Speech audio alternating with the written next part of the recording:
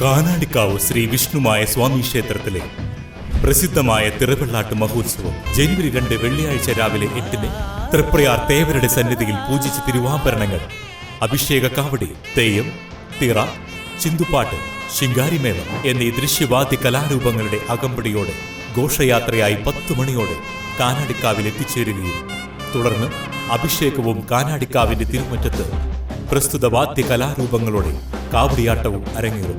പെരിങ്ങോട്ടുകര കാനാടിക്കാവ് വിഷ്ണുമായ ക്ഷേത്ര സന്നിധിയിലേക്ക് ഏവരെയും സാദരം ക്ഷണിക്കുന്നു. KSRTC ഡ്രൈവറെ ആക്രമിച്ച് പരിക്കേൽപ്പിച്ച പ്രതി പിടിയിലായി.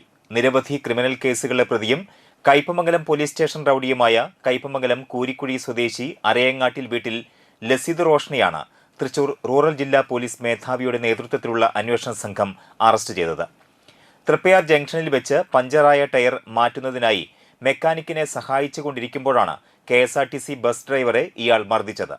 ലസിത് റോഷൻ വാടനപ്പള്ളി, കയ്പമംഗലം, അന്തിക്കാട്, ചേർപ്പ്, മാള പോലീസ് സ്റ്റേഷനിൽ പരിധികളിലായി 7 കിലോഗ്രാം ഹാഷിഷ് ഓയിൽ ലോറിയിൽ കടത്തിക്കൊണ്ടുവന്ന കേസിലും 2 മോഷണ കേസിലും 1 അടിപിടി കേസിലും ഹാഷിഷ് ഓയിൽ വിൽപ്പനയ്ക്കായി കൈവശം വെച്ച മറ്റൊരു കേസിലുമടക്കം 6 ക്രിമിനൽ കേസിൽ പ്രതിയാണ്.